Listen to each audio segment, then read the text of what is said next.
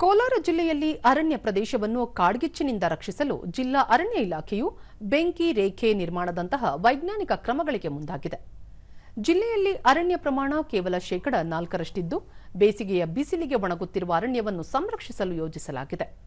ಕೋಲಾರದಂತಹ ಒಣ ಹವಾಮಾನವಿರುವ ಜಿಲ್ಲೆಗಳಲ್ಲಿ ಬೇಸಿಗೆಯ ಅವಧಿಯಲ್ಲಿ ಅರಣ್ಯ ರಕ್ಷಣೆ ಅತ್ಯಂತ ನಿರ್ಣಾಯಕವಾಗಿರುತ್ತದೆ. ಇದಕ್ಕಾಗಿ ಅರಣ್ಯ ಇಲಾಖೆಯು ಬೇಸಿಗೆ ಆರಂಭಕ್ಕೂ ಮುನ್ನವೇ ಮುನ್ನೆಚ್ಚರಿಕೆ ಕ್ರಮವಾಗಿ ಬೆಂಕಿ ರೇಖೆಗಳನ್ನು ನಿರ್ಮಿಸುತ್ತಿದೆ. ಅರಣ್ಯದ ಮಧ್ಯೆ 5 ರಿಂದ 10 ಮೀಟರ್ಗಳಷ್ಟು ಅಗಲಕ್ಕೆ ಭೂಮಿಯನ್ನು ಸೀಳಿ ಅಲ್ಲಿರುವ ಗಿಡಗಂಟೆ, ಒಣಗಿದ ಎಲೆ ಮತ್ತು ಹುಲ್ಲನ್ನು ಸಂಪೂರ್ಣವಾಗಿ ಸ್ವಚ್ಛಗೊಳಿಸಲಾಗುತ್ತದೆ. ಒಂದು ಭಾಗದಲ್ಲಿ ಬೆಂಕಿ ಕಾಣಿಸಿಕೊಂಡರೆ ಅದು ಪಕ್ಕದ ಭಾಗಕ್ಕೆ ವ್ಯಾಪಿಸದಂತೆ ತಡೆಯಲು ಈ ರೇಖೆಗಳು ನಿರ್ಮಿಸಲಾಗುತ್ತದೆ. ಪರ್ಮಿಷನ್ ತಗೊಳ್ದೀರಾ ಈಗ ಶ್ರೀಗಂಧನ ರೈತರಿಗೆ ಕೊಟ್ಟಿದ್ದಾರಲ್ಲ, ಈ ಪೆಟ್ರೋಲ್ ಬಂಕು ಎಣ್ಣೆ ಅಂಗಡಿ ಇರ್ತದೆ, ನಾವು ಫೆನ್ಸಿಂಗ್ ಹಾಕೊಂಡಿದ್ವಿ. ಇಲ್ಲಿನ ಪ್ರಾಣಿ ಅಲರ್ಟ್ ನಮಗೆ ಇಮಿಡಿಯೇಟ್ಲಿ ಹೇಳುತ್ತೆ. ಯಾವ ಜಿಲ್ಲೆಯ ಉಪ ಅರಣ್ಯ ಸಂರಕ್ಷಣಾಧಿಕಾರಿ ಸರೀನಾ ಸಿಕ್ಕಲಿಗಾರ್ ಅರಣ್ಯ ಭೂಮಿಯನ್ನು ರಕ್ಷಿಸಲು ಮೊಬೈಲ್ ಆಪ್ ಮೂಲಕ ಅಲರ್ಟ್ ನೀಡುವ ವ್ಯವಸ್ಥೆ ಮಾಡಲಾಗಿದೆ. ಬೆಂಕಿ ಕಾಣಿಸಿಕೊಂಡ ಕೂಡಲೇ ಅರಣ್ಯ ರಕ್ಷಕರಿಗೆ ಮೊಬೈಲ್ ಅಲರ್ಟ್ ಹೋಗಲಿದ್ದು ತಕ್ಷಣ ಸ್ಥಳಕ್ಕೆ ಧಾವಿಸಿ ಬೆಂಕಿ ನಂದಿಸುವ ಕಾರ್ಯ ಮಾಡಲಿದ್ದಾರೆ ಎಂದರು.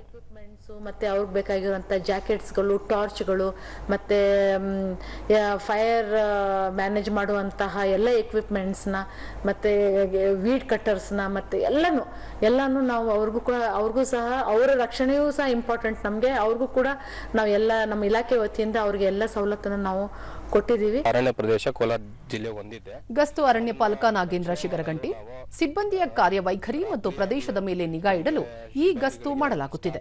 ಇದರಿಂದ ಮೌಲ್ಯಯುತ ಮರಗಳ ಕಳ್ಳತನವನ್ನು ತಡೆಯಲು ಸಾಧ್ಯವಾಗುತ್ತದೆ ಎಂದು ಹೇಳಿದರು. ನಮಗೊಂದು ಇಲಾಖೆಯಿಂದ ಒಂದು ಆಪ್ ಕೊಟ್ಟಿದ್ದಾರೆ, ಈ ಗಸ್ತು ಅಂತ. ಈ ಗಸ್ತು ಆಪ್ ಮೂಲಕ ನಾವು ಪ್ರತಿ ಅರಣ್ಯ ಪ್ರದೇಶಕ್ಕೆ ಹೋಗಿ ಬೌಂಡ್ರಿಯಲ್ಲಿ ಆ ಆಪ್ ಅನ್ನು ನಾವು ಆನ್ ಮಾಡಿಕೊಂಡು ಗಸ್ತು ಮಾಡ್ತಾ ಇರ್ತೀರಿ. ಬಟ್ಟೆಗಳಿಗೆ ಬೆಂಕಿ. ಸ್ಥಳೀಯ ನಿವಾಸಿ ಪ್ರಕಾಶ್, ಬೇಸಿಗೆಯಲ್ಲಿ ಅರಣ್ಯಕ್ಕೆ ಬೆಂಕಿ ಬಿದ್ದರೆ ಸಸ್ಯ ಮತ್ತು ಪ್ರಾಣಿ ಸಂಕುಲವೇ ನಾಶವಾಗುತ್ತದೆ. ಹಾಗಾಗಿ ಸಾರ್ವಜನಿಕರು ಪ್ರಾಣಿ ಪಕ್ಷಿಗಳನ್ನು ರಕ್ಷಿಸಲು ಮುಂದಾಗಬೇಕು ಎಂದರು. ಕುರುಚಲು ಗಿಡಗಳಿಗೆ ಮತ್ತು ಕುರುಚಲು ಕಾಡುಗಳಿಗೆ ಬೆಂಕಿ ಹಚ್ಚುವಂತದನ್ನ ಯಾರು ಮಾಡಬಾರ್ದು. ತಮ್ಮ ಕೈಲಾದ್ರೆ ಇನ್ನ ನೀರು ಉಳಿಸಿ ಗಿಡಗಳನ್ನ ಬೆಳೆಸುವಂತ ಪ್ರಯತ್ನ ಮಾಡಿ.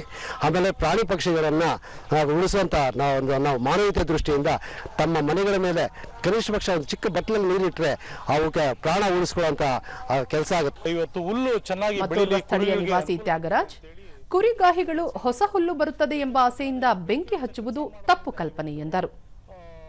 ಪ್ರಾಣಿಗಳಿಗೆ, ಪಕ್ಷಿಗಳಿಗೆ ತುಂಬಾನೇ ಸಮಸ್ಯೆ ಆಗ್ತದೆ. ಮತ್ತೆ ಅದರ ಜೊತೆಗೆ ಇವತ್ತು ಇವರು ಹಚ್ಚೋದ್ರಿಂದ ಗಿಡಮರಿಗಳಿಗೂ ಕೂಡ ಸಮಸ್ಯೆ ಆಗ್ತದೆ.